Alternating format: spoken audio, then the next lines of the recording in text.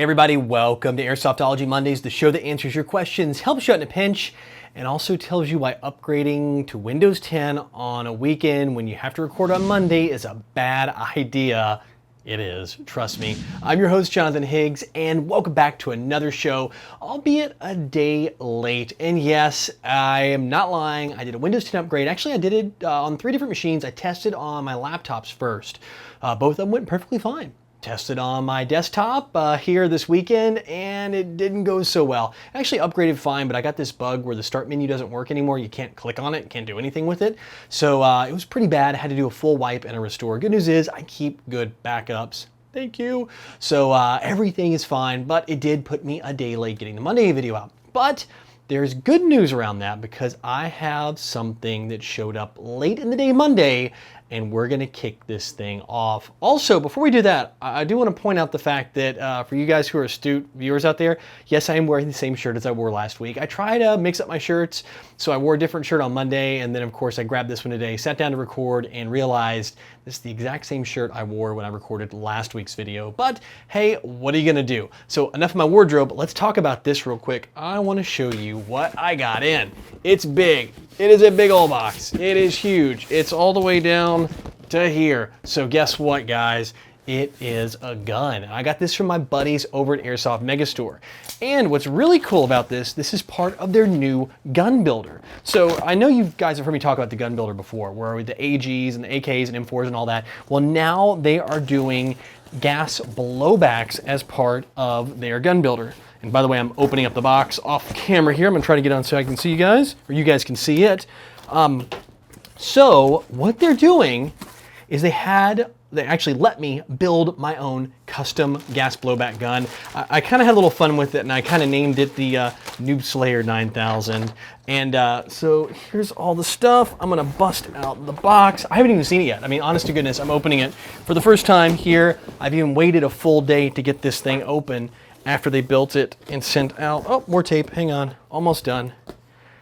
I know the anticipation's killing you, isn't it? But what we've got is that custom gun builder gun. Now this is mine. I wanted something short. I wanted something to play CQB. I've got some long guns, but I wanted something really tiny. And check this little guy out. Look at all the options. I mean, I picked the stock, I picked the sights, I picked the front top rails, the suppressor, the front grip, everything. All this is custom.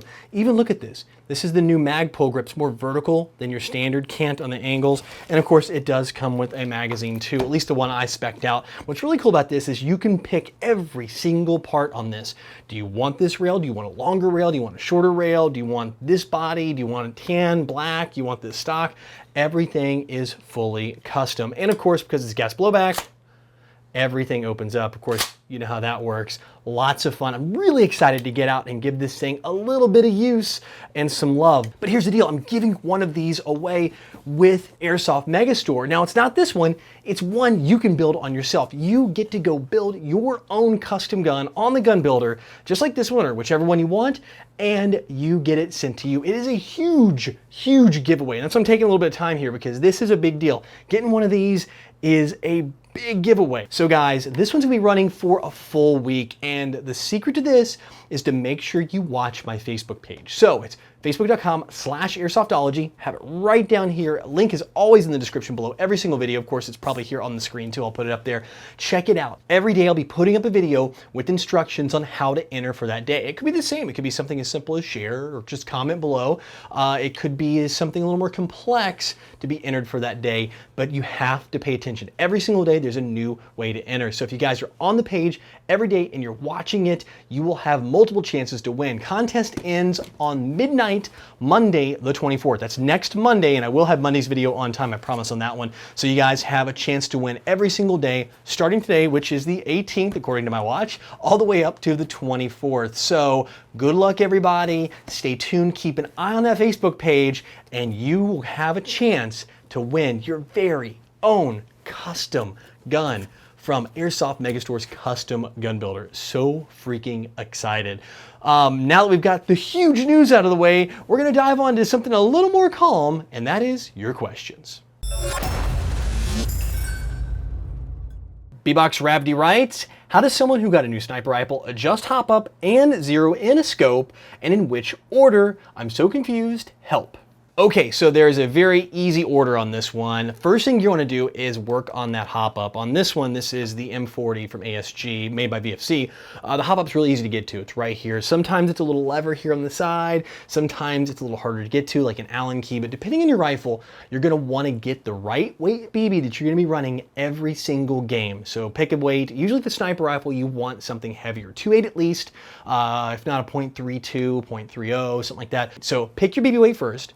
Get this thing sighted in with your hop up. You want to get a nice, safe place out of viewing eyes, put your eye pro on, and go out and start shooting this. Dial in that hop up until you get that great straight trajectory. If you want a little bit of a hop at the end, sometimes I like to have my BB just kind of vary before it dies out, catch that little bitty arc.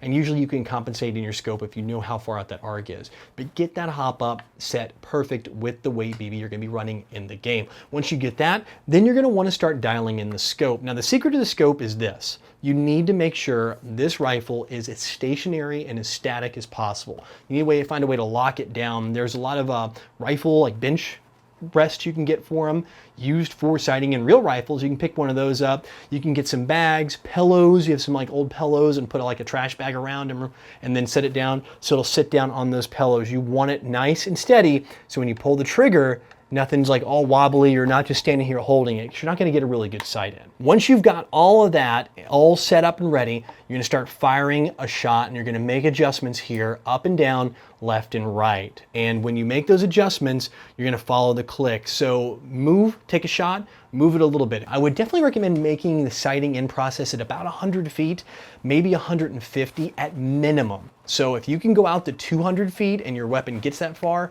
definitely go ahead and sight out at that different distance. You're going to want the most distance you can get to get this thing, because I mean these things are designed to reach out, especially if you got one that's upgraded to your field limits. You're going to want to make sure you're not sighted in at 75 feet and then at a distance you're just way off your target or you're over or under shooting. So all those things aside, it's hop up first with the BB you're running and then make those adjustments on the scope. Sometimes the knobs aren't exposed like this. You may have to take a cover off, use like a penny or a quarter or something in there on the notch or a flathead screwdriver to make the adjustments. All of them are a little bit different, but they all work pretty much the same way. Typically left to right adjustment is here on the right hand side and up to down is on the top. Once you get all that, you're good to go and you should have a perfectly sighted in sniper rifle. Dark Raider 9 Production writes, are you ever going to make a fan mail because we would love to send you stuff? Yeah, I guess I could. If you guys are interested, I could create like a P.O. box or something like that if you guys want to send stuff over. I think it might be cool to do like a team pat show off every week, and we can maybe work on something like that to where, you know, I can always showcase, like if you guys want to send in your team's patches or units patches, I can show them off on the Monday show. If you guys like the idea, let me know about that in the comment section. I'm really curious because I'll go pick up a P.O. box if you guys want to do something like that and just send in random things from you guys out there if you want to do it. I mean, nothing big, obviously. I mean, but just some kind of cool stuff if you have something you want to share with the show and share with everybody here on Mondays. Like I said, put your recommendation down there in the comment section if you like it or if you don't. Noah Muhammad writes, hey Jonathan, I love the show. I was wondering what the biggest goof up or mess up you've ever made in Airsoft was. Thanks so much. Also, hey from Dubai, Egypt, and Minnesota. So yeah, I've made quite a few goof ups. There have been some team killing in my past. There's been some accidental overshooting, not that I was like blasting people, but like you're shooting out a window and somebody's head pops up of a teammate and you just right in the back of the head. I've done that. I think let's just take this weekend for example, because it's fresh in my mind. I was playing at Bad Karma this weekend and had we were playing team versus team. It was kind of this full field, and one of the guys on the other team had moved up to try to take our bunker and swung around. I saw him coming. I had a teammate here in front of me and a teammate over here on the other side of a piece of plywood, and as the guy came around, I had an open shot on him. So it was full auto game, so I'm shooting full auto, and of course in my mind, I'm not used to playing full auto. It's pretty rare, so this is one of the few rare times I still played it. I swept. Of course, he had shot my teammate in front of me, so he had already blasted him as he came around the corner, and I'm tracking him, and I'm just shooting him full auto as he's running, and I just rake right past our teammate, just right across his chest. I mean, it was close to. Now, we don't have a minimum engagement distance, which is good at our field, but I felt miserable. I felt so terrible for blasting that guy up close. I mean, I still do. I feel sorry. I don't even know your name. I'm really sorry. I apologized multiple times when it happened, but that's the things that happen. I mean, nobody's perfect. Trust me. Doesn't matter how long you played. I mean, I played for well over 10 years, probably closing in on like 13 or 14 years, and you still make mistakes like that. I can go on and on and on. There has been a couple times where I've thrown a grenade and it's bounced back in my lap too. Those are pretty funny. But yeah, but for a fresh memory, I'd say shooting a teammate like that was a pretty bad one. I feel bad because usually when it's to myself, it's just kind of funny, you laugh it off and whatever. But when you do something to somebody else like that, I feel miserable. That Cuber you know writes, "Are you reading this?" No.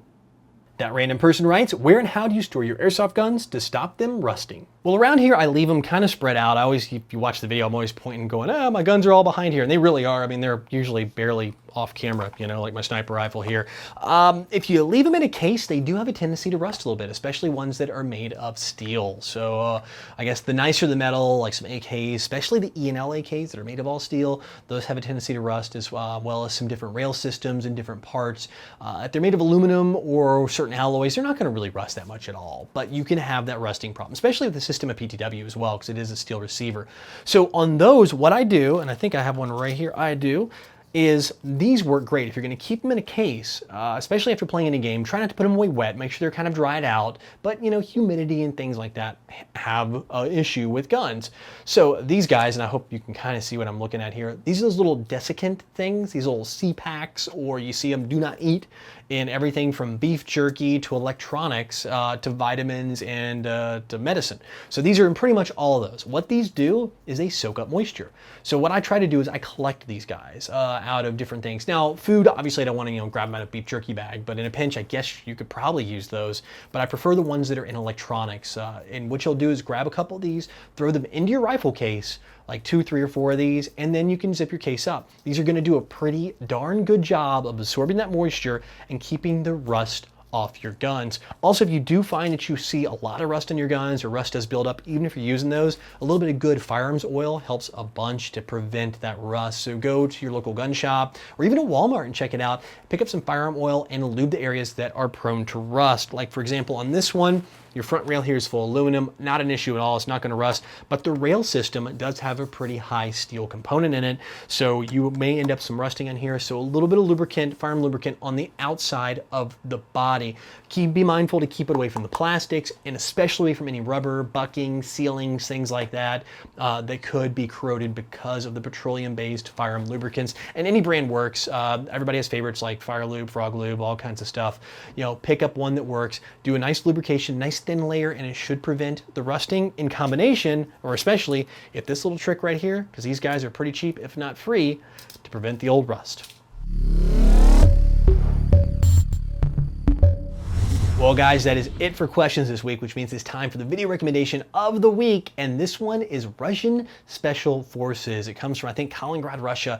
It is a really cool video covering a little FSB action, Spetsnaz, whatever you want to call them, and then some of their prison riot control teams. Shows off a ton of guns, gear, and all that good stuff. And if you guys are fans of modified and tricked out AKs, this video is full of it. It's pretty much an entire 2.5 minutes of gun and gear porn straight out of Russia. So lately I've had this big kind of thing for Russian gear. I think it's the Milsim West, and a lot of my buddies are getting into the FSB kind of impression world, so it's kind of trickled over. I've got this thing for it, and I've got a review coming up very, very soon of a G&G AK that they sent out kind of close to my heart. I may start running that in some events here myself. So this one is definitely close to my heart. So check it out if you guys are interested in seeing some really cool Russian gear. The link is in the description below.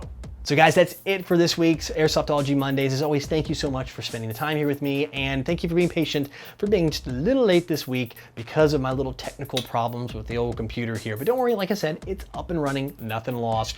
Also, don't forget, this guy, not this one, but your very own, built the way you want it, custom gun builder contest going on this entire week. Head over to the Facebook page, which the link is right here or right down in the description below, for all the information of how to enter. I'll be running the contest all week long, starting today and ending on the 24th. You have until midnight Central Standard Time in the US to enter.